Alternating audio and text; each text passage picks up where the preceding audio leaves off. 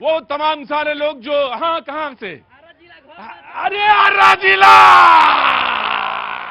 आरा जिला घर बा। अरे भैया बिहार के बगैर तो कुछ ना बा। कहां से? आरा जिला खाटी, आरा जिला का भोजपुरिया खाटी है। भोजपुरिया खाटी है, आरा जिला है। बहुत बहुत शुक्रिया, thank you so much. Bihar तो हट ही नहीं सकता, हटना सोचना भी पाप है। और बिहार बिल्कुल वैसे ही है जैसे सब्जी में नमक है। तो फ्लॉप हो गया पूरा बिहार बंदी। अरे राम राम राम राम, बहुत अच्छे मेरे भाई, बिहार फ्लॉप हो गया कल बंदी। बहुत अच्छी बात है। वो तमाम सारे लोग जो अपनी बात कहने के लिए, अपनी बात सुनाने के लिए, अपनी बात को रखने के लिए आते हैं। नमस्ते, नमस्ते बहन, कहां से आना हुआ? दिल्ली से हैं, बहुत बहुत शुक्रिया, थैंक यू सो मच। मैं मेहमानों से तारुफ कराता हूं, आज पैनल बड़ा है, लेकिन वो लोग जो कल आए थे बोलने के लिए, 2-3 दिन से लगातार आ रहे थे, हरनाम जी बहुत बहुत स्वागत है। लेकिन बरसात हो रही थी, बारिश हो रही थी, वापस लौट जा रहे थे, शो नहीं हुआ। आज शो हो रहा है, तो मैं परिचय करा देता हूं। हरनाम जी कांग्रेस का पक्ष रखेंगे हमारे बीच में, बहुत बहुत शुक्रिया, thank you so much. Anant Amit ji BJP का पक्ष रखेंगे, बहुत बहुत शुक्रिया। वैभव श्रीवास्तव जी आम आदमी पार्टी का पक्ष रखेंगे, बहुत बहुत शुक्रिया। हमारे मित्र पवन कुमार जी आर्थिक जगत के पत्रकार हैं, वरिष्ठ पत्रकार हैं, बहुत लंबा अनुभव है इकोनॉमिक्स का, इकोनॉमिक को समझते हैं, आज हमारे बीच है। पवन जी, एक रिवाज है हमारे यहाँ, खड़े हो जाएं थोड़ा सा और ये लोग देख लें आपको और ताली बजा लें, क्योंकि जो पहली बार शो में आता है वो ताली उसके लिए बजाई जाती है। ऐसा नहीं है सिर्फ उनके लिए, मैं आपके लिए भी बजा सकता हूँ। पहली बार आई है शो में? मैं पहली बार आई। पहली बार। कहाँ से आई? मैं बिहार से, पटना से। बिहार से, पटना से। और आप कहाँ से हैं? रोहनी से। ये रोहनी से। क्या नाम है? कमलेश जी, रमेश जी। कमलेश जी, रमेश जी। हाँ जी, फैन है हम, आपके फैन हैं आप हमारे। क्या पवन जी का बहुत बहुत स्वागत है। आज जीएसटी से बात शुरू करेंगे थोड़ा सा, फिर आएंगे वहीं आरा जिला में, आरे में आएंगे। शैलेंद्र दुबे जी राजनीतिक विश्लेषक, बहुत बहुत शुक्रिया, आर्थिक मामलों के जानकार, thank you so much. Rahul Lal ji वरिष्ठ पत्रकार, बहुत बहुत शुक्रिया, thank you so much. Surya Maithil ji राजनीतिक विश्लेषक, बहुत बहुत शुक्रिया, बिहार के रहने वाले, बहुत बहुत शुक्रिया। हमारे, हाँ जी, दरभंगा से हूँ। तो डरा क्यों रहे हैं? दरभंगा से हैं, हाँ, जैसे हम डर जाएंगे। अरे हम माना कि मैं लखनऊ का हूँ और थोड़ा नजाकत और नफासत है, तो दरभंगा कहेंगे तो मैं डर जाऊंगा? अरे नहीं, ना ना ना ना, बहुत बहुत शुक्रिया। इनका नाम कुछ और है लेकिन मुझे याद वही रहता जो मैं बोलता हूँ। इनका नाम रुनझुन, नाम वैसे क्या है? चुनचुन झा। नाम इनका चुनचुन है, लेकिन मैं कहता इनको रुनझुन है। और ये आए हैं बिहार से, किसान है मूलतः, बहुत बहुत शुक्रिया, थैंक यू सो मच। कभी 6 महीने में 3-4-5 दिन आ जाते हैं, बहुत बहुत शुक्रिया, thank you so much. Vijesh ji बहुत बहुत शुक्रिया, थैंक यू सो मच, पत्रकार हैं। हमारे उपाध्याय जी ऑटो वाले भैया, बहुत बहुत शुक्रिया, थैंक यू सो मच। जैसा मालूम है आपको कि इन्होंने अब अपना ऑटो ले लिया है, हाँ अब ऑटो हो गया इनका अपना, और ऑटो है, ऑटो चला रहे हैं सड़कों पे। और मैंने इनसे एक कह रखा है कि हफ्ते में 2 दिन आओ, बाकी 4 दिन ऑटो चलाओ। ज्यादा दिन आने की जरूरत नहीं है, 2 या 3 दिन आओ और ऑटो चलाओ। इधर की सवारी मिल जाए तो रोक लो ऑटो और अपनी बात कह लो। मैं आपसे बात पूछ लेता हूं, फिर बातचीत का सिलसिला जीएसटी से शुरू करता हूं। जी, क्या नाम है आपका? मेरा नाम मनोज कुमार। मनोज जी, कहां से आना हुआ? बिहार बेगूसराय। बिहार बेगूसराय से आए हैं, वाह वाह। मैं बताऊं, पवन जी भी जो हमारे मित्र हैं वो भी बेगूसराय से ही हैं, तो आज बेगूसराय के लोग मिल रहे हैं मुझे, बहुत अच्छी बात है, वाह वाह, क्या बात है। बेगूसराय में, खास बेगूसराय में या? जी, बीहट गांव। बीहट गांव है। बेगूसराय बिहार में वो जगह जो इंडस्ट्रियल और इंडस्ट्री के मामले में पूरे बिहार में अगर आप मैप बनाएंगे इंडस्ट्री का, तो बेगूसराय उसमें सर्वोत्तम है, सबसे ऊपर है, और वो बेगूसराय से आप हैं, बहुत बहुत स्वागत है। क्या जी, आप आए थे के बारे? अरे मैं 2-3 बार गया। वो बेगूसराय वो जगह है जहां कुर्सी जमीन पे नहीं हवा पे चलती है, मैंने देखा है वो वहां पे। 2019 में आपने आया था इलेक्शन में, लोकसभा इलेक्शन में। मैं सारे, मतलब मैं 4-5 बार गया बेगूसराय, शो किया था आपसे। अच्छा, thank you so much sir. क्या करते हैं आप? मेरा होटल बिजनेस है। होटल बिजनेस है, बहुत अच्छी बात है। खूब प्रगति करें, खूब उन्नति करें, खूब आए हो, खूब लोग आए बिहार में। आपसे मिलने आए थे, मैं आपके डेली शो देखता हूँ। Thank you so much sir, thank you so much. ये आप ही का शो है और आप ही से हमारी बात है, वरना अकेले मेरा कोई वजूद नहीं। अरे बड़े भाई, कहां से आ गए आज? पहले तो मिलादुल नबी की बहुत बहुत आपको शुभकामनाएं। और ये 12 वफात भी है ना, और वो भी है, मिलादुल नबी भी है। पैगंबर आज ही के दिन सल्लल्लाहु अलैहि वसल्लम आज ही के दिन आए और आज ही के दिन वो गए। तो वो दोनों ही चीज हैं। पूरी दुनिया में तो अलग अलग वो है, लेकिन हिंदुस्तान में, बांग्लादेश में तो लोग इस बात को एक जश्न की तरह भी देखते हैं। लेकिन क्योंकि उनका जाने का भी दिन वही है, तो बहुत सारी दुनिया में, तमाम इस्लामिक कंट्री में उसको उस तरह से देखते हैं। क्या नाम है साहब? इकरामुद्दीन। इकरामुद्दीन। अब बात आई, इकरामुद्दीन कहां से हैं? फरीदाबाद से सर। फरीदाबाद से। क्या काम करते हैं? व्हाइट वॉश का काम। व्हाइट वॉश का काम करते हैं। और हमारा शो इन्हीं सब चीजों से बना है। मुन्ना खान सामने मौजूद हैं, ये ऑटो चलाते हैं जी। कांग्रेस ने कहा, जीएसटी पे ही आ रहा हूं मैं, सबसे पहले 5-10 मिनट, फिर मैं आरा पे लौटाऊंगा। उन्होंने कहा कि ये डेड इकोनॉमी है, जीएसटी पे 2 ही स्लैब कर दिए गए। उन्होंने कहा बहुत सारी चीजों पे रियायत, बहुत सारी चीजों पे सस्ता हुआ है, मार्केट में लोगों की परचेसिंग पावर बढ़ेगी, ऐसा उम्मीद करते हैं। ये जो फेस्टिव सीजन है, ये कहना चाहिए कि जो त्योहारी सीजन है, उसमें तो तमाम सारे आवक होगी, बहुत सारे मार्केट में रौनक दिखेगी, ये तमाम सारी चीजें हैं। इस अर्थव्यवस्था में जब जीएसटी एक ऐसा पहलू है जिसको समझना थोड़ा कॉम्प्लेक्स था उस समय, कि पराठे पे कुछ, रोटी पे कुछ, मक्खन पे कुछ, घी पे कुछ, रेस्टोरेंट के अंदर गए तो पानी पिया तो कुछ, बॉटल लिया तो कुछ, ये तमाम तरह के स्लैब थे। उस उलझन को सुलझाया है सरकार ने और 2 स्लैब में लेके आई है बात को। इसी पे थोड़ी सी बात करेंगे, लेकिन उसके बाद मुझे मालूम है कहां बात मुझे करनी। भैया कहां से आए? दिल्ली से। क्या नाम? अशोक कुमार। कहां के रहने वाले? इटावा, उत्तर प्रदेश। इटाए के। हाँ भाई यही अपने बगल का इटावा का। इटाया बोला करो हमारे सामने। हाँ जी। तो सबसे पहले मैं कांग्रेस से कहना चाहूंगा कि आपने इसको डेड इकोनॉमी क्यों कहा? देखिए, सबसे पहले तो देर आए दुरुस्त आए। राहुल जी बहुत साल पहले जब ये टैक्स थोप रहे थे, तो राहुल जी ने तब भी इसको गब्बर सिंह टैक्स की संज्ञा दी थी कि किस तरीके से गरीब लोगों पर आप ये टैक्स थोप रहे हैं जीएसटी के माध्यम से। यानी कि जो महंगी, जो लग्जरी चीजें थी, यानी मर्सिडीज कार पर तो टैक्स कम था और ट्रैक्टर पर टैक्स ज्यादा था, खाद्य पदार्थों पर टैक्स ज्यादा था। आज जब हम ये बात बार बार कह रहे थे 11 साल से, तब सरकार की समझ में नहीं आया, लेकिन ये देर आए दुरुस्त आए। लेकिन इसका हिसाब कौन देगा कि 11 साल से इस देश की जनता जो पिस रही थी और जबरदस्ती टैक्स दे रही थी, इतना टैक्स दे रही थी, यानी कि बीड़ी का टैक्स आप कम कर रहे हो और जो रोजमर्रा की खाने की चीजें हैं, सस्ती चीजें हैं, जो जनता के आम जरूरत की चीजें हैं, उस पर टैक्स आपने 28% तक भी लगाया था। यूरिया पे, खाद्य पदार्थों पर, खेती की जो और इक्विपमेंट्स हैं उन पर टैक्सेस बहुत ज्यादा था। तो इस सब टैक्सेस को ठीक करने का काम, और टैक्स जो लोग दे रहे हैं जीएसटी रिटर्न के लिए, पूरे व्यापारी और जितने इंडस्ट्रियलिस्ट हैं वो परेशान हैं, उनका कैसे वापसी हो, इस पर भी सरलीकरण करने का काम किया था। जब ये सेल टैक्स था तो ये इसीलिए बनाया गया था कि ताकि इसको सरलीकरण किया जाए, लोगों को सुविधा मिले और इकोनॉमिक ग्रोथ हो, फ्लोरिश हो। लेकिन आज कहीं ना कहीं 11 साल से तो इकोनॉमी की हालत देश में देख ही रहे क्या है। तब 400 रुपए का चौथे नंबर पे है, उनका लेंगे। अरे सर, ये सब ये आज जादुई आंकड़े ना दिखाइए।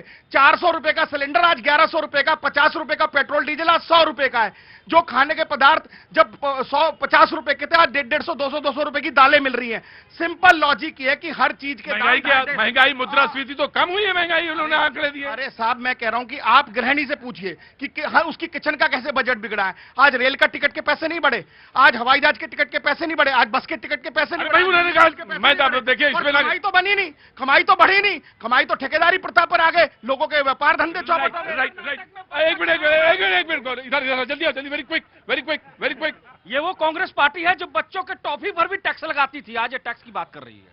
और मैं एक बात और कहना चाहता हूं, इन्होंने बोला बस, आप कर्नाटक में 2 रुपए इजाफा करते हैं बस के जो है किराए में, वो तो नहीं बता रहे हैं। मैं ये कहना चाहता हूं देश को कि भारत के जन जन की अर्थव्यवस्था भी मजबूत होगी और राजनीतिक व्यवस्था भी मजबूत होगी सरकार की। क्यों? मैं एक बात और कहना चाहता हूं, इनको बताना चाहता हूं, आपने जो कुकर में जो अपराध किया था, मेरी बात सुनिए सर, नाराज नहीं होना है, जो अपराध किया था वो जनता देख करके समझ रही है और आपको बिहार में इसका जवाब देगी। जंगल राज की बात मैं करना चाहता हूं, इनकी सरकार जब आरजेडी की सरकार थी तो क्या होता था उस देश, वहां पर जो चारा चोरी कर लिया मेरे देशवासियों, वो जनता के अनाज का क्या करेंगे, ये देश की जनता और बिहार की जनता को समझना पड़ेगा। जो नेशनल हेराल्ड में घोटाले के जमानत पर है और दूसरे के ऊपर आरोप लगाते हैं चोरी का, इसे कहते हैं चोर मचाए शोर। पिछले पिछले 11 साल से तो केंद्र में भारतीय जनता पार्टी की सरकार है और 20-21 साल से भारतीय जनता पार्टी और नीतीश जी की सरकार है, और अभी तक आप गाना सुना रहे हैं लालू यादव जी का। अरे अपने समय में बताइए ना।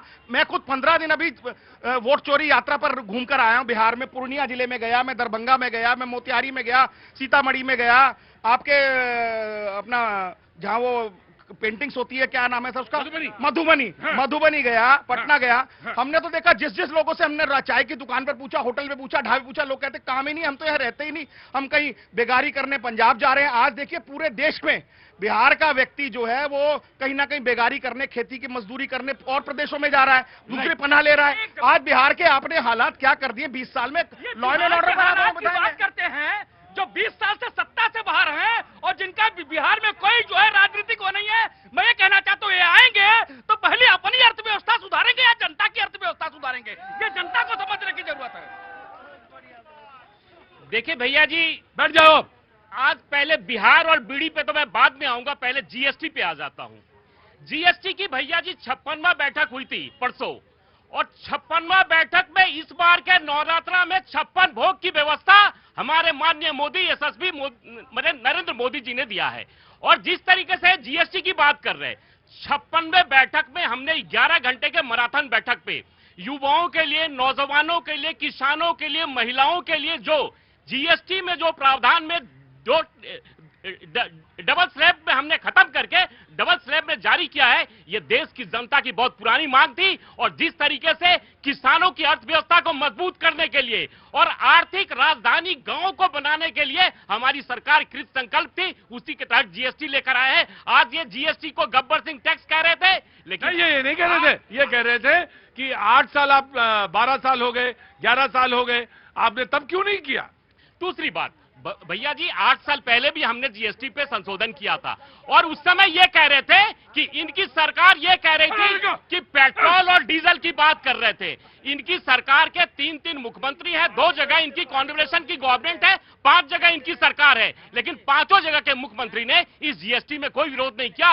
पूरी सरकार, पूरी देश की सारी सरकार हमारी सरकार के समर्थन के साथ थी, जीएसटी के साथ थी, और जो हमने किया है ये देश के युवाओं की। राइट, मैं आता हूँ। हाँ बोलो, क्या बोल रहे थे। मैं कह रहा था, हाँ, कहो। अभी कहे जो 11 साल के बाद याद आया। हाँ। तो आपने 54 साल में 1 एम्स बनाए थे, आज 11 साल में 24 एम्स कैसे बने।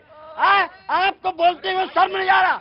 आज जो अगर टैक्स के पैसे हैं वो देश में लग रहा है, देश के साथ हाईवे बन रहा है, एयरपोर्ट बन रहा है, एम्स बन रहा है। आपने सारे पैसे अपने तिजोरी में बंद करे और आप चोरी की बात करते हैं। सबसे पहले चोरी किसने करा, वोट चोरी। रुको रुको रुको रुको रुको, जनाब आली कहां से आना हुआ। सर फरीदाबाद से हूँ मैं। बहुत बहुत, क्या नाम है आपका। तनसीर अहमद। एक मिनट, क्या नाम। एक मिनट रुको। तनसीर अहमद। तनसीर अहमद भाई, बहुत बहुत शुक्रिया, और बातचीत का सिलसिला जोड़िए।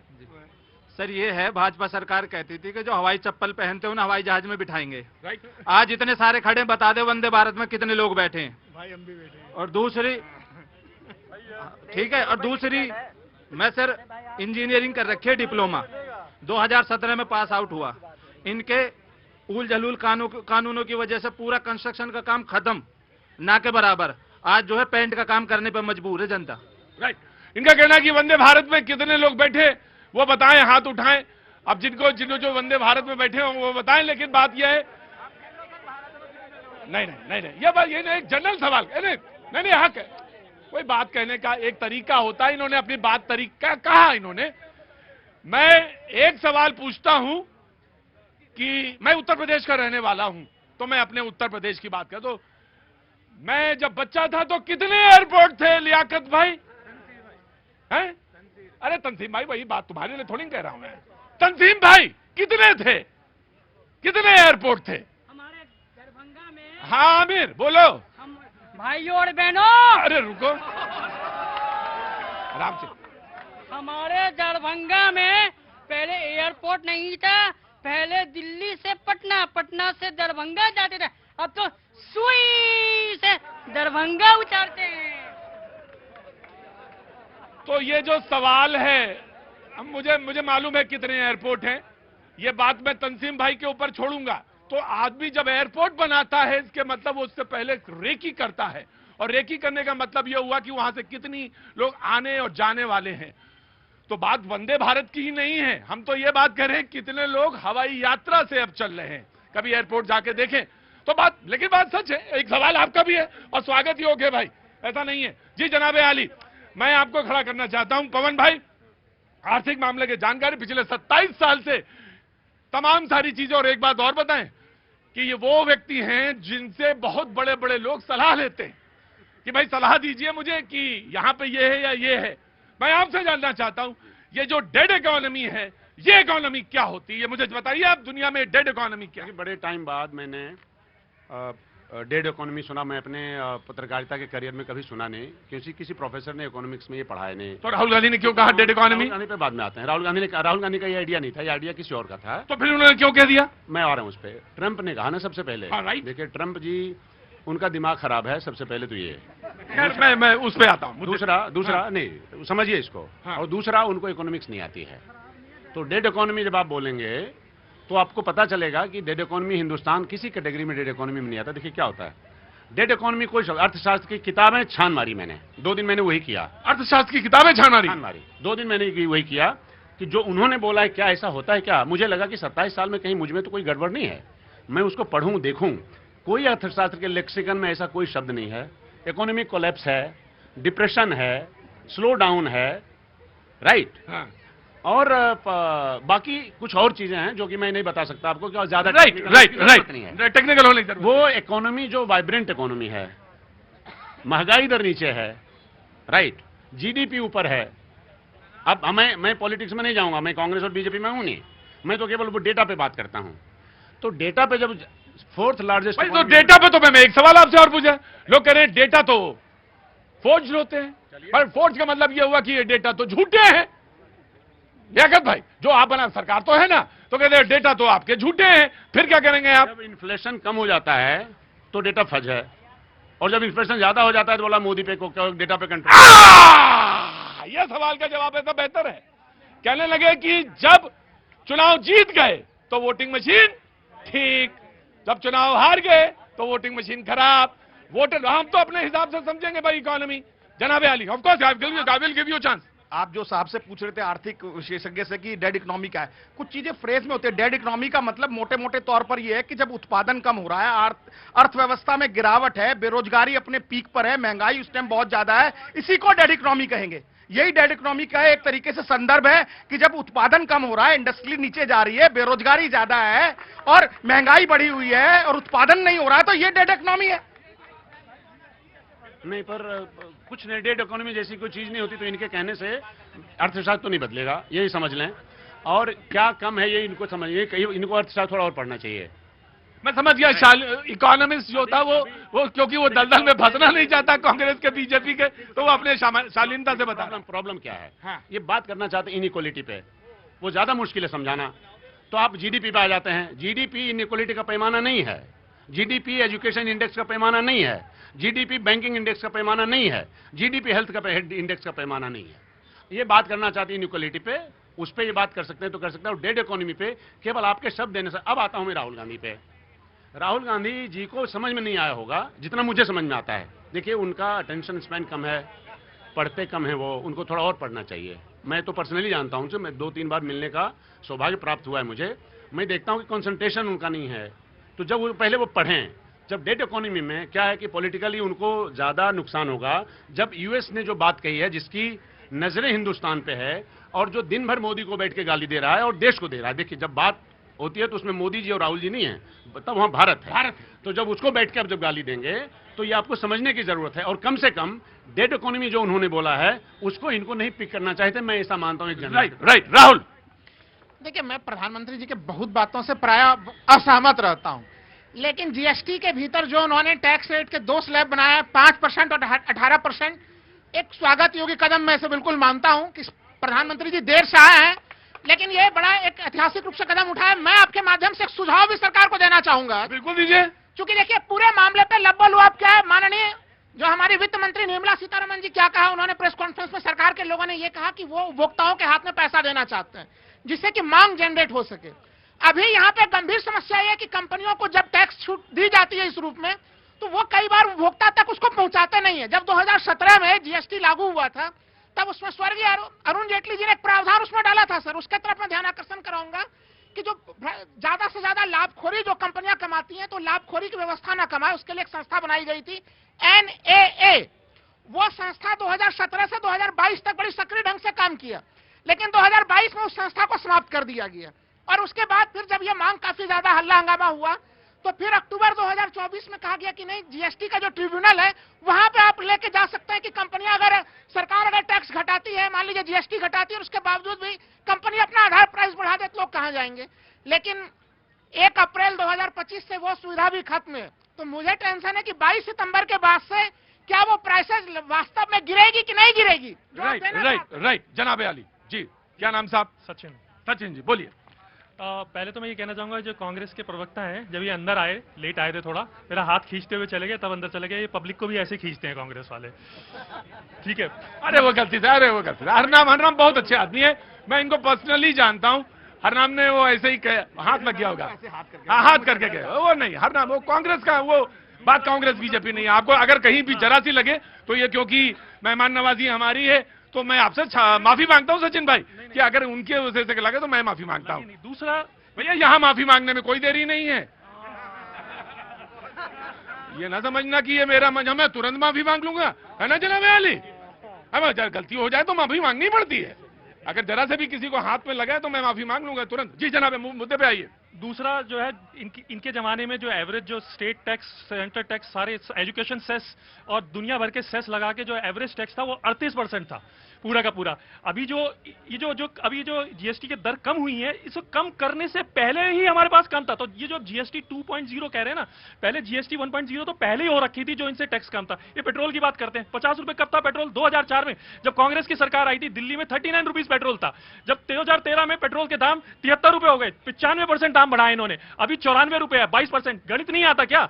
इन्होंने 4 गुना दाम बढ़ाए हैं कांग्रेस के। अरे आप मेरे से दाखलों में बात कीजिए, एयरपोर्ट की बात कर रहे थे, पहले 74 एयरपोर्ट थे, अभी 158 एयरपोर्ट है। अभी जो हमारे जो हवाई यात्रा है वो 23% CAGR, मतलब एवरेज जो रन रेट है 23% के हिसाब से एवरेज हवाई यात्रा बढ़ रही है, ठीक है। ये क्या बात कर रहे हैं, ठीक है। जो हमारे अब बजट देखिए, सिर्फ यही नहीं होता कि गवर्नमेंट टैक्स क्या कर रही है। हमारे देश सबसे बड़ा होता है देश का बजट था 2014 में 2.03 लाख करोड़ था, अभी 6.84 लाख करोड़ है, 3.5 गुना। BRO क्या काम करते हैं आप? मैं पहले फौज में अफसर था।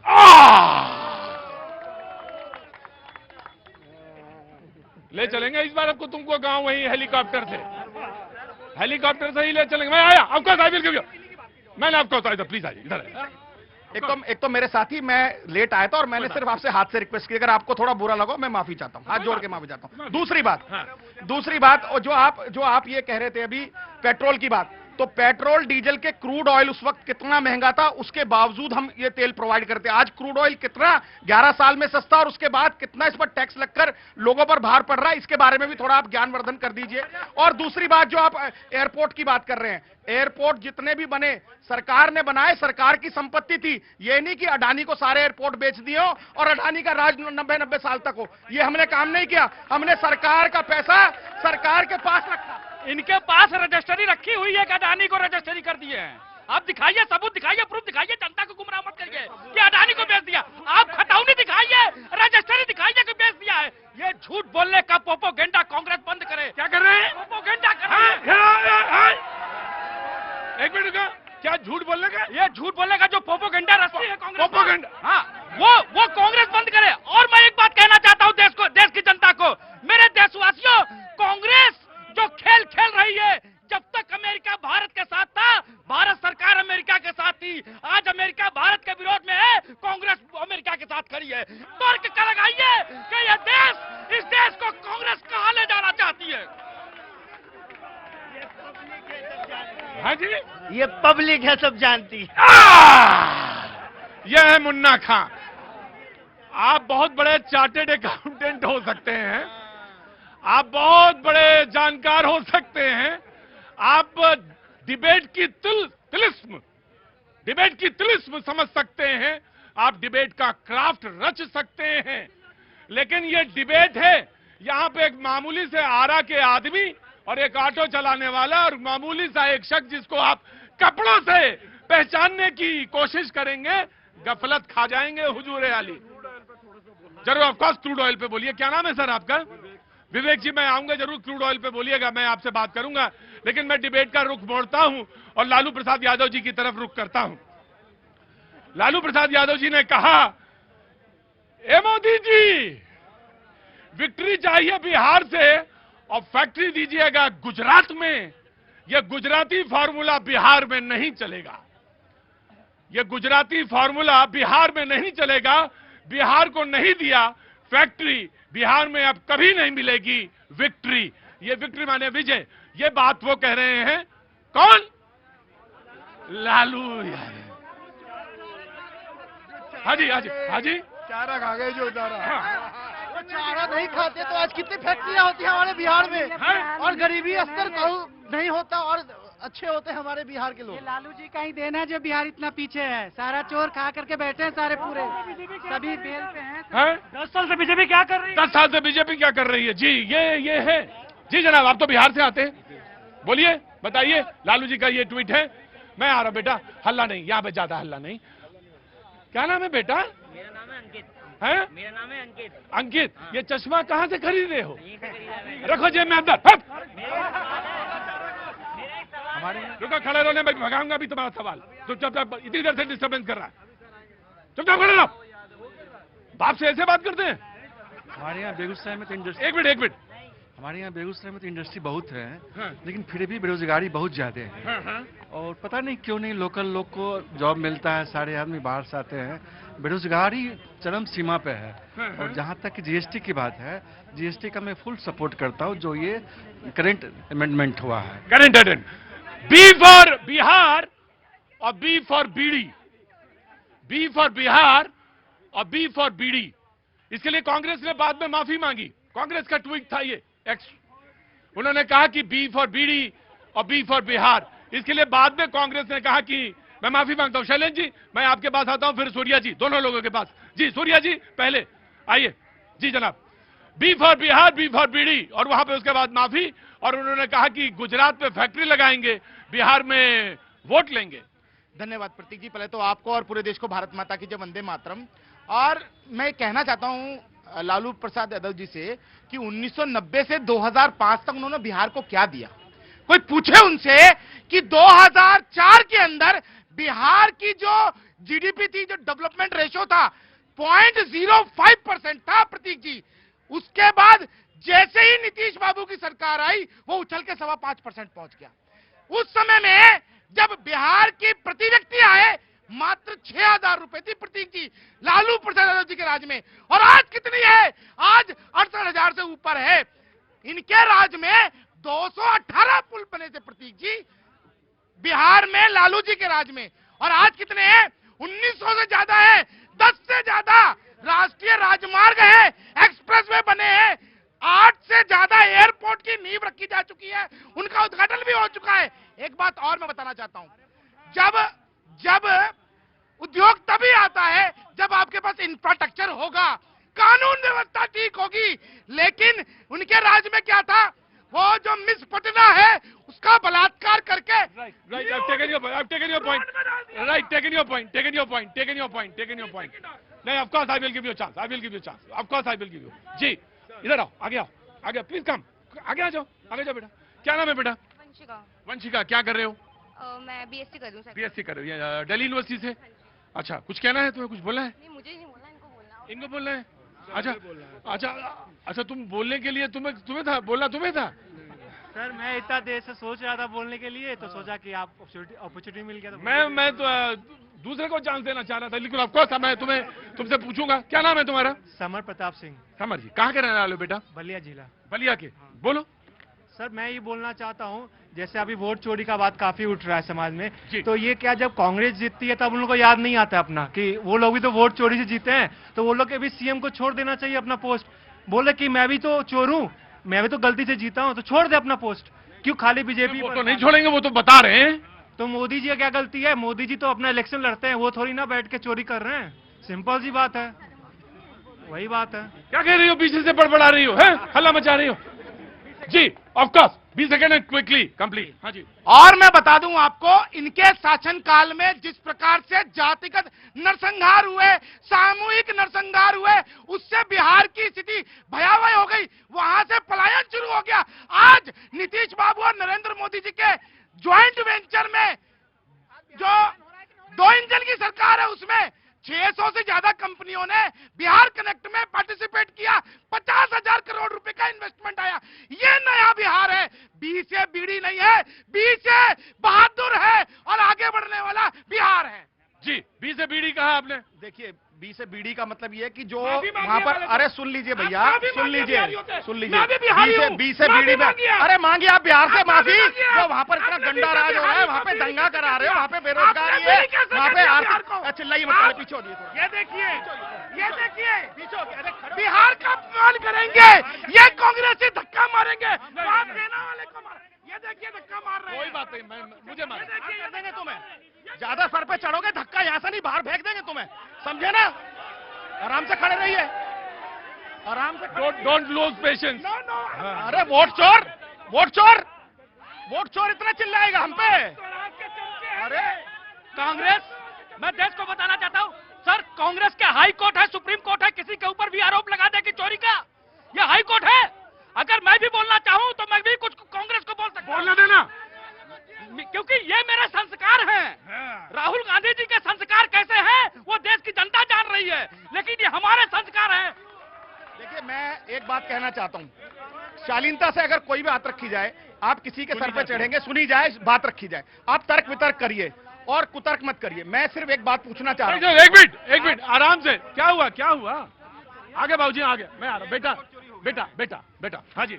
आज एक बात बताइए, मैं सिर्फ पब्लिक से ही पूछता हूं, भैया 20 साल से वहां पे भारतीय जनता पार्टी की सरकार है कि नहीं है? बताइए, 20 साल से किसकी सरकार है? बीजेपी की सरकार है ना?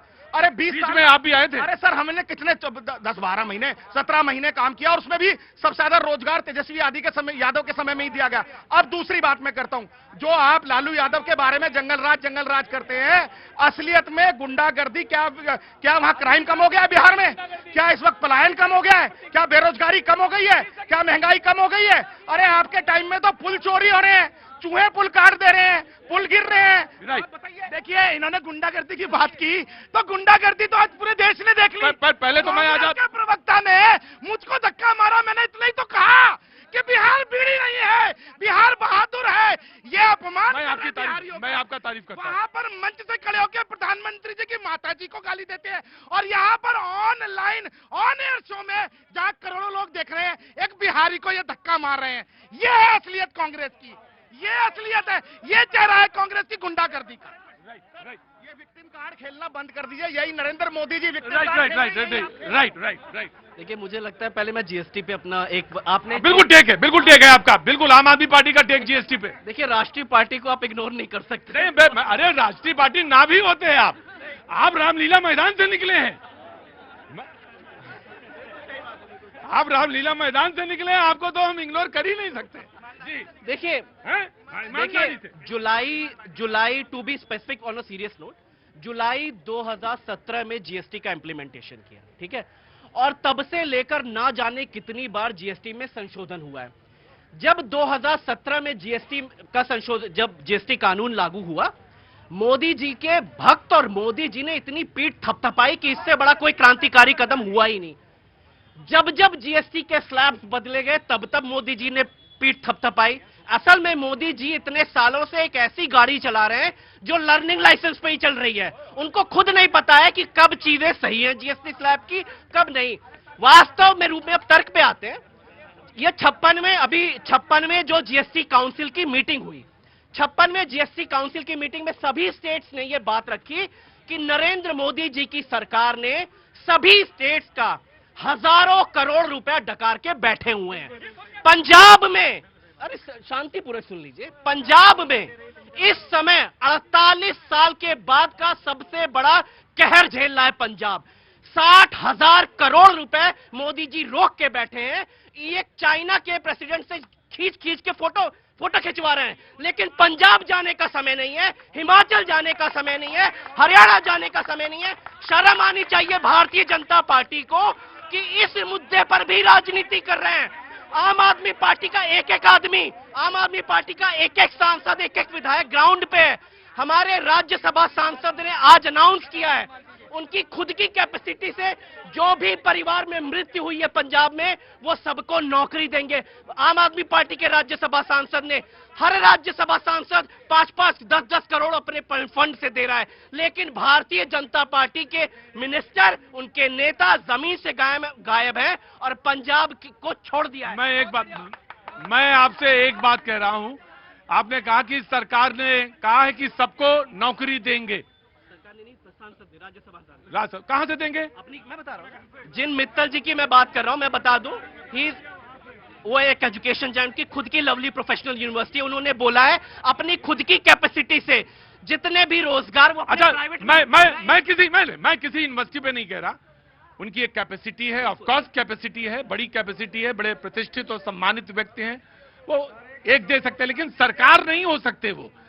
मेरी बात सुनिएगा, मैं आपसे पूछना चाहता हूं, 5 साल आपने दिल्ली में सरकार चलाई, हर नाम इन्होंने कितने लोगों को नौकरी दी? जरा मुझे एक minute, just you have to wait.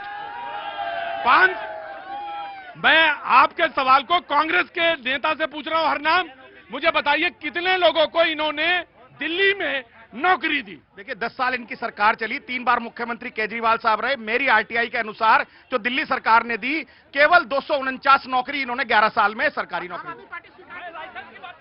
11 साल में 249। देखिए यहां पे आके बोलना लप लप लप लप लप लप लप लप लप लप लप कुछ नहीं जाता। 11 साल आप रहे सत्ता में। नहीं, आज मैं आऊंगा, ऑफकोर्स मैंने बुलाया है आपको, एक मिनट रुकिए। 11 साल आप रहे दिल्ली में, इनकी आरटीआई ये कोट कर रहे हैं 249 नौकरियां आपने दी, और आज आप आके बोल रहे, और आप फॉरेन पॉलिसी पे एक कमेंट भी करते हैं, और राष्ट्रीय पार्टी भी बोलते हैं अपने को। राष्ट्रीय पार्टी वो भी है, कांग्रेस भी। वो जिम्मेदारी को समझिएगा कि फॉरेन पॉलिसी में कमेंट करने का उसकी एक डिसेंसी है। आप बोलिए, डिसेंसी के साथ बोलिए। किसी को भी कुछ भी कहना उचित नहीं होता। नहीं, नाउ प्लीज स्पीक, क्लियरफाई। जी, पहले जब एम्प्लॉयमेंट पे बात होगी तो प्रतीक जी दोनों आईने दिखाए जाएंगे। जब फॉरेन अपना भी बताएंगे, बिल्कुल बताऊंगा। आम आदमी पार्टी में पूरा अपना खाका दूंगा, पंजाब में क्या हुआ, दिल्ली में क्या हुआ, लेकिन जब एम्प्लॉयमेंट की बात होगी, फॉरेन पॉलिसी, एम्प्लॉयमेंट पे ही बता रहा था 249 हुई। एक मिनट रुकिए, मुझे बात तो कंप्लीट करने दीजिए। फॉरेन पॉलिसी पे बात कर रहे थे भारतीय जनता पार्टी के लोग या भारतीय जनता पार्टी के समर्थक लोग। देखिए, फॉरेन पॉलिसी पे भारतीय जनता पार्टी नैतिक रूप से ना बात करे। पहली बार देश का प्रधानमंत्री यूएस के प्रेसिडेंट के चुनाव में जाके प्रचार कर रहा है डोनाल्ड ट्रंप के लिए। वो डोनाल्ड ट्रंप जो 10 बार भारत को नैतिकता पे सिकपाट बता रहा है। भारत पे, अरे मुद्दा क्यों, मैं बता रहा हूं ना, फॉरेन पॉलिसी पे। अरे एक सेकंड, अब मुद्दा बदल गया। जब बात आई तो अमेरिका पहुंच गई है। अरे मैं तो बोला हूं कि जब अमेरिका भारत के साथ था तो भारत अमेरिका के साथ था। आज अमेरिका भारत के विरोध में है तो आप जो है अमेरिका के साथ खड़े हैं। इसका मतलब मोदी जी ने प्रचार जो किया सही किया। मेरा मुझे बात तो, इन्होंने लर्निंग लाइसेंस की बात की है। सुनिए, फर्जी लाइसेंस लेकर के भारत में कोई दल नहीं आया। ये फर्जी लाइसेंस लेकर के दिल्ली में दल बनाने वाले आज नैतिकता की बात, मोदी फर्जी लाइसेंस की बात करें, मोदी जी की डिग्री फर्जी है, आज तक डिग्री नहीं दिखा। एक मिनट रुकिए, अब मैं बताता हूं।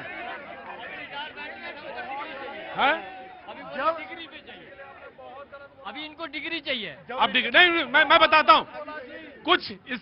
Please silence. एक मिनट। अरे रुको, क्रूड ऑयल एक लेवल तक तर्क होता है, एक लेवल तक उसके ऊपर कुतर्क होने लगता है, और जब तर्क और कुतर्क दोनों खत्म हो जाते हैं तो मंच से सिर्फ गाली निकलती है, गाली। और यही हुआ। जीएसटी से बात शुरू हुई, पवन जी ने आज बात रखी, और जीएसटी से बात शुरू होते हुए वो फिर बी फॉर बिहार और बी फॉर बीड़ी, जिसको कि केरला कांग्रेस ने एक्स पर रखा, जिसको कि बाद उन्होंने हटाया भी और माफी भी मांगी, लेकिन बोला कि वो समझ नहीं पाए लोग ठीक तरह से सही पर्सपेक्टिव में। लेकिन हाँ, एक रिएक्शन हुआ। मैं 2-4 लोगों से बड़ी क्विक रिएक्शन लेने के बाद बातचीत पे आता हूं। सबसे पहले शैलेंद्र जी बोलेंगे। हाँ जी, कुछ पंक्तियां हैं। बहुत जल्दी कहिए साहब, पंक्तियों को टाइम नहीं है, आज का सम्मेलन का नहीं है यहाँ पे समय। यहाँ पे सरकार बनना और बिगड़ने का मामला चल रहा बिहार में। मोदी जी के लिए निष्कपट शांत आभा मंडल 56 इंची का सीना है, मेरे बेशकीमती भारत का वो एक बहुमूल्य नगीना है। वो राजनीति का माहिर है, वो कूटनीति का ज्ञाता है, नभ से थल से बल से छल से उसे सबसे लड़ना आता है। ज्यादातर राष्ट्र संघ उसके कुछ थोड़े बहुत विरोधी हैं। शालीन चमकता मुखमंडल वो ग्रेट नरेंद्र मोदी है। वो ज्ञानवान, वो कर्मवीर, गाली सुनकर ना हो अधीर, वो गुणी तपस्वी संस्कारी, वो राजकाज में पूर्ण दक्ष, गठजोड़ करके सारा विपक्ष घायल पड़ा है उसके समक्ष, निर्बल पड़ा है उसके समक्ष, घायल पड़ा है उसके। क्या नाम है आपका? राजीव क्वात्रा सर। राजीव क्वात्रा। राजीव क्वात्रा साहब ने बात अपनी कही है, और हाँ जी बिल्कुल आपको अच्छी लगी, बहुत अच्छी बात है जी। हाँ, कहाँ से आए आप? कहाँ से आए पहले? बिहार से सर। बिहार में कहाँ से हैं? बक्सर। क्या काम करते हैं? नौकरी करता हूँ यहाँ। नौकरी करते बेटा, बक्सर के रहने वाले हैं, नौकरी करते। क्या नाम बताया? मनीष पड़ेगा नाम। मनीष पड़ेगा नाम आपका, बहुत बहुत शुक्रिया। कितने समय हो गया दिल्ली में? हो गया 5-6 साल। वोट यहाँ है बेटा या बिहार में है? बिहार में है। वोट डालने जाएंगे तो वो छठ के पास तो जाएंगे ही जाएंगे। जी बिल्कुल जाएंगे। ठीक है, रिजर्वेशन हो गया? नहीं अभी नहीं, लेकिन करवा लो बेटा वो। हाँ, उसमें कोई देरी नहीं, बाकी डिबेट होती रहेगी, डिबेट के चक्कर में पड़ो ना, पहले अपना रिजर्वेशन करा लो। हाँ, वोट तुम्हें वोट की पड़ी है, उसको हमें लग रहा है कि अपने घर पहुंचे, तुम्हें वोट, यही तुम्हारी दिक्कत है। करो लो। हाँ जी बोलो बेटा। एक शब्द ये बोले कांग्रेस के प्रवक्ता जी, क्या कह रहे हैं कि बिहार के लोग बेगारी कर रहे हैं इधर उधर जाके। मैं इनसे नहीं, मैं जनता से पूछ रहा हूँ, कौन बेगारी करता है यहाँ पे आके? सारे नौकरी करते बेटा, माफी मांगता हूँ मैं माफी। लेकिन जैसे ही बोले कि बिहार के लोग बेगारी करते हैं इधर उधर जाके, ये लाइव चल रहा है, और समझे, कह रहे बिहार के लोग बेगारी करते हैं। हाँ?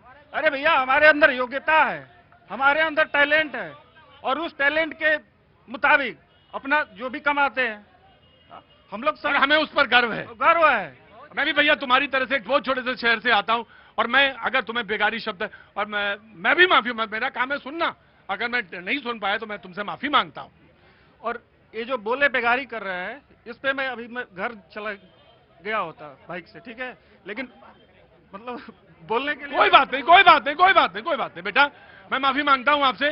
बेगारी शब्द का और नौकरी शब्द का, बिल्कुल जो भी काम कर रहे हैं बहुत स्वाभिमान से कर रहे हैं बीजेपी के प्रवक्ता।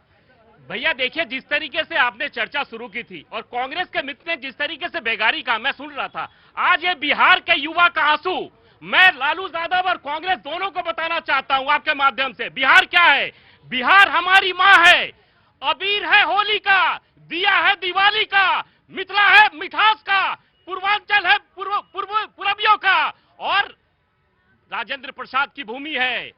ये बिहार उन लोगों के लिए प्रेरणा है जो उस देश में दुनिया को बुद्ध का ज्ञान देने वाले, और आज जिस तरीके से लालू यादव ने प्रश्न चिन्ह उठाया है, बिहार की 13 करोड़ जनता को जिस तरीके से कांग्रेस ने कल अपमान किया है, इस अपमान का बदला बिहार की जनता इस चुनाव में लेगी। जी सर, आप एक बात बताइए, मेरे एक साथी बिहार के, मेरा युवा साथी कह रहा है, हमारा कहना है अगर 20 साल में सरकार ने वहां औद्योगिक धंधे लगाए होते, फैक्ट्री लगाई होती, इन्वेस्टमेंट आई होती, तो हमारे जितने बिहार के युवा थे, क्या उन टैलेंट को बाहर जाना पड़ता? राइट, शैलेंद्र जी आगे।